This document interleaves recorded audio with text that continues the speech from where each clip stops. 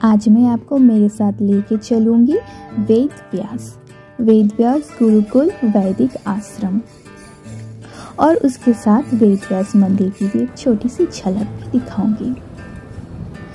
वेद व्यास आश्रम बसा हुआ है वेद व्यास नदी के किनारे और यहाँ पे आपको बहुत ही रेयर दिखने वाली जड़ी बूटियाँ और साथ ही साथ हमारे किचन की बहुत सारी सामग्रियाँ जो कि बहुत ही प्रेशियस है, वो सब भी एक ही जगह पे आपको देखने को मिलेगी और यहाँ का दृश्य बहुत ही मनोरम है। तो पूरा वीडियो अब ज़रूर देखें और मैं आपको इस आश्रम की पूरी झलक दिखाने वाली हूँ।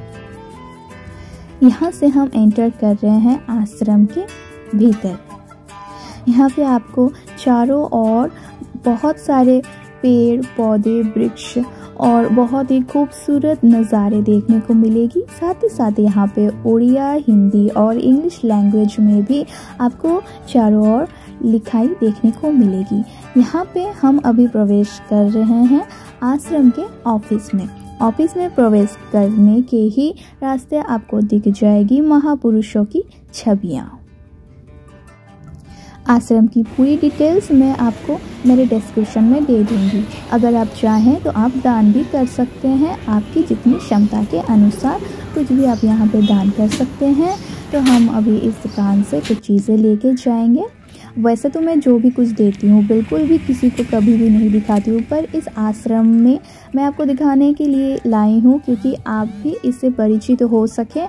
क्योंकि हमारे देश में अभी ज़्यादातर ही इंग्लिश मीडियम स्कूल की ही बोलबाला है, तो उस जगह पे खड़े होकर वैदिक कल्चर को ये आश्रम और भी आगे ले जा रही है। इसीलिए मैं इस आश्रम की झलक आपको दिखा रही हूँ। साथ ही साथ अगर आपकी सहायता भी यहाँ पे मिलेगी तो ये आश्रम और भी आसानी से चलेगी।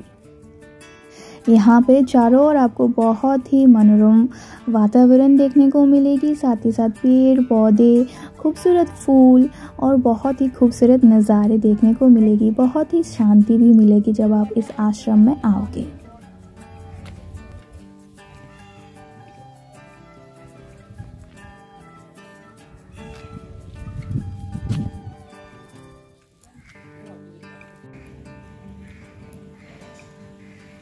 यहाँ के गार्डन बहुत ही खूबसूरत है। यहाँ पे आपको बहुत ही तरह तरह के पेड़ पौधे फूल देखने को मिलेगी और इन पौधों को यही के शिक्षक और गुरुकुल के विद्यार्थी ही संजो के रखते हैं, जो कि आपको बहुत ही खूबसूरत देखने को लगेगी।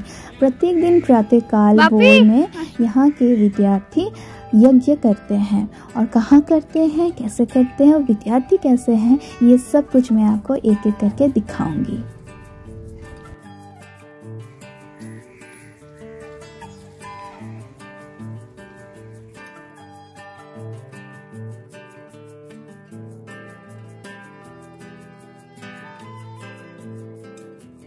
आप देख ही सकते हो कि इस आश्रम में चारों ओर कितना साफ सुथरा है। कोई भी यहाँ पे आपको कचरा देखने को नहीं मिलने वाली है और ये बहुत ही खूबसूरत है। बहुत ही बड़ा आश्रम है और क्योंकि ये वैदिक आश्रम है तो यहाँ के सारे बच्चे वेद को लेके पढ़ाई करते हैं और साथ ही साथ इनको मॉडर्न एजुकेशन का भी लाभ मिलता है। यहाँ के बच्चे कंप्यूटर भी सीख लेते हैं।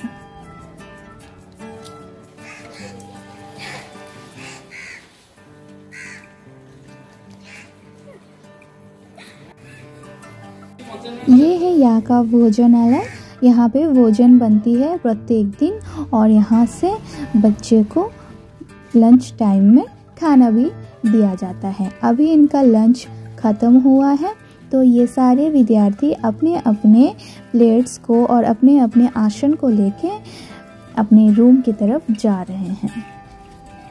यहाँ पे कुल 80 विद्यार्थी इस वक्त मौजूद है। ये आश्रम एक संस्था की तरफ से चलती है और साथ ही साथ यहाँ पे डोनेशन भी आप दे सकते हैं। आप चाहो तो आपकी तरफ से कुछ भी आप छोटी या बड़ी डोनेशन कर सकते हो। उसका सारी जो इन्फॉर्मेशन है मैंने डिस्क्रिप्शन में दे दिया है। आप चाहो तो आप कुछ भी डोनेट कर सकते हो।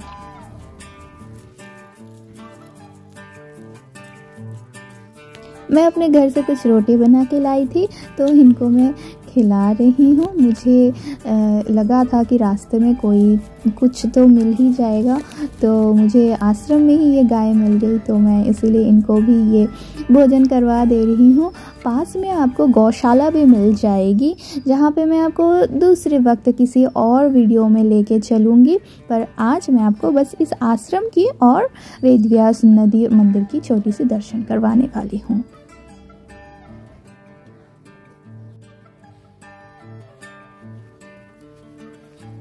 ये आश्रम टोटल 13 यानी कि 13 एकड़ ज़मीन पे बनाया गया है। यहाँ के विद्यार्थियों को ये सारी चीज़ें बहुत ही बखूबी आती है।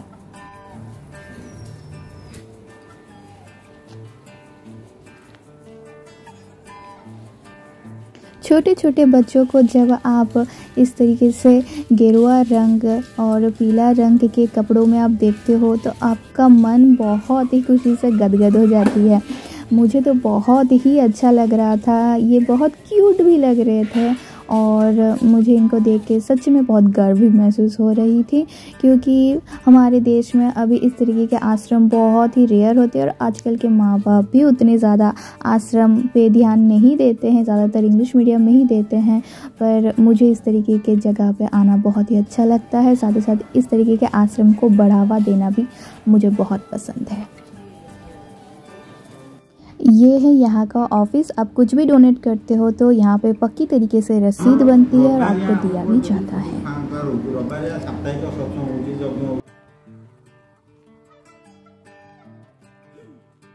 आश्रम का वातावरण बहुत ही शांत है और आप देख ही सकते हो कि यहाँ के बच्चे भी बहुत ही शांत हैं, तो इनको बहुत ही अच्छे से शिक्षा दी गई है।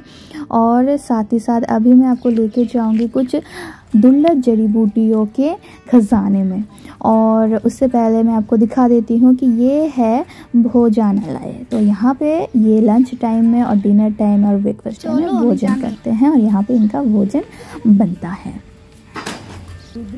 सब कुछ लकड़ी के चूल्हे में प्राकृतिक तरीके से ही यहाँ पे बनाया जाता है। ये जो आप अभी देख रहे हो ये है रुद्राक्ष का पेड़, और इसी तरह यहाँ पे हर जड़ी बूटियाँ बहुत ही दुर्लभ है। संजीवनी पर्वत जब हनुमान जी लाए थे तो उस पर्वत में बहुत सारी जड़ी बूटियाँ थी, और उन सारी जड़ी बूटियों में से कुछ जड़ी बूटियाँ आपको इस बगीचे में भी देखने को मिलेगी। और साथ ही साथ यहाँ पे किचन की भी बहुत सारी हर्ब्स भी यहाँ पे ये लोग खुद ही से ही रोपण करते हैं।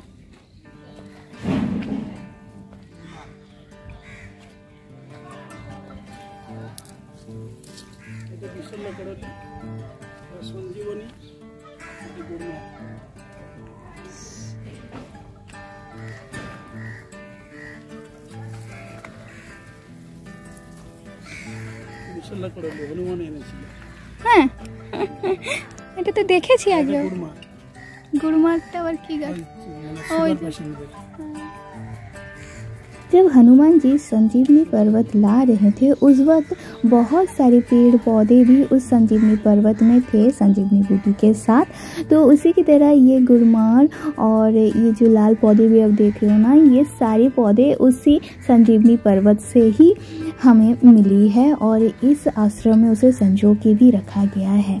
ये जो पूरा बगीचा आप देख रहे हो ये राउरकेला लायन क्लब के द्वारा ही मेंटेन किया जाता है, बनाया गया है। और ये वृक्ष है रुद्राक्ष का। ऐसे ही बहुत सारी जड़ी बूटियाँ नेचुरल आपको यहाँ पे देखने को मिल जाएगी। और ये पूरा जो बगीचा है सारे पूरे हर्ब्स और आयुर्वेदिक मेडिसिन से ही भरा हुआ है।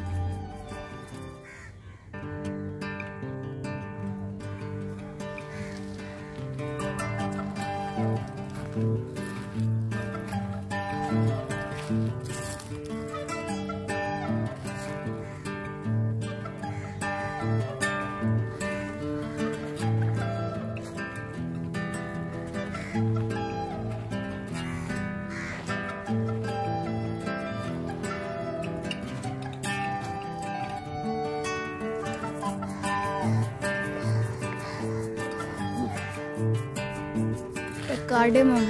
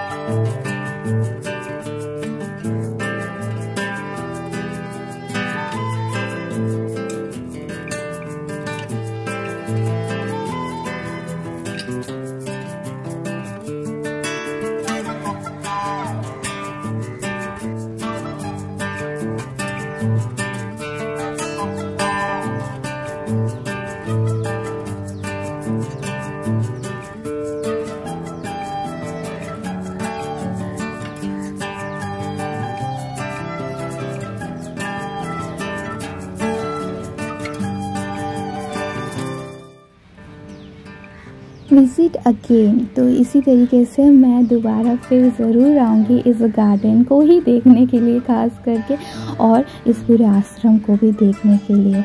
और यहाँ पे जैसे कि आपने देखा कार्डमम, बे लीफ, बहुत सारे हर्ब्स, किचन के हर्ब्स और हमारे आयुर्वेदिक की चीज़ें यहाँ पे देखने को मिली है। और अभी मैं आपको दिखाती हूँ कि सुबह सुबह वोर और प्रातःकाल में यहाँ के बच्चे कहाँ पे यज्ञ करते हैं। ये इनका डेली रूटीन है, हमेशा प्रातःकाल में ये यज्ञ करते हैं। और यज्ञ करते वक्त इनके यज्ञ में यही कहा जाता है खास करके कि जो भी हम भोजन करेंगे, जो भी हमें प्रकृति माता ने भोजन दिया है, उस भोजन को हमारा शरीर बहुत ही अच्छे से ग्रहण करे और बहुत ही अच्छे से पाचन भी करे। और जो हमारी नेचर हमें देती है तो हमें उस चीज़ की बहुत ही कीमती होती है और उसकी सराहना भी करनी चाहिए। नेचर जो हमारी मदर है, जो हमारी मदर गाया है, वो हमारे लिए हमेशा वर्क करती रहती है और हमें ये प्रतिकूल वातावरण देती है, तो हमें उसके प्रति भी संजीदा होना चाहिए और ग्लोबल वार्मिंग से भी बचना चाहिए। तो ये था इस आश्रम का नज़ारा। वहाँ से मैं आई हूँ वेदव्यास नदी के किनारे, वेदव्यास मंदिर के किनारे। वैसे तो वेदव्यास की पूरी वीडियो मैंने अपने YouTube चैनल पे डाला हुआ है, अगर आपने नहीं देखा है तो इस मंदिर की भी वीडियो आप देख सकते हो। मैं आई बटन पे या फिर एंड स्क्रीन पे दे दूँगी, वीडियो के एंड में आपको वो वीडियो भी मिल जाएगी। और अभी मैं आपको बस इस नदी की दर्शन करवाने वाली हूँ। और ये नदी भी बहुत ख़ास है क्योंकि कहा जाता है कि वेद व्यास जब महाभारत लिख रहे थे उस वक्त इसी नदी के किनारे ही उन्होंने महाभारत को लिखा। और इसी ब्रह्मणी नदी के किनारे, जो कि शास्त्रों में इसका नाम जिक्र भी किया गया है, इसी ब्रह्मणी नदी के किनारे वेद व्यास बैठ के महाभारत लिखे थे। तथ्य भले ही अलग अलग हो सकते हैं पर किसी न किसी तरीके से लिंक ज़रूर रहता है। तो इसीलिए ये हमारा जो राउरकेला का वेद व्यास मंदिर और ये जो नदी है ब्रह्मणी, शंख और कोयल, तीनों नदियों का संगम कहा जाता है। यहाँ पे बहुत सारे काम क्रिया भी किया भी जाती है और यहाँ का वातावरण आपको बहुत ही अच्छा लगेगा और यहाँ का प्राकृतिक दृश्य बहुत ही खूबसूरत रहता है। यहाँ पे तीनों नदी का कलर का पानी आपको अलग अलग रंग में ही देखने को मिल जाएगी, पर इस वक्त मैं एक ही साइड से आपको दिखा रही हूँ, उस वीडियो में आपको सब दिख जाएगी।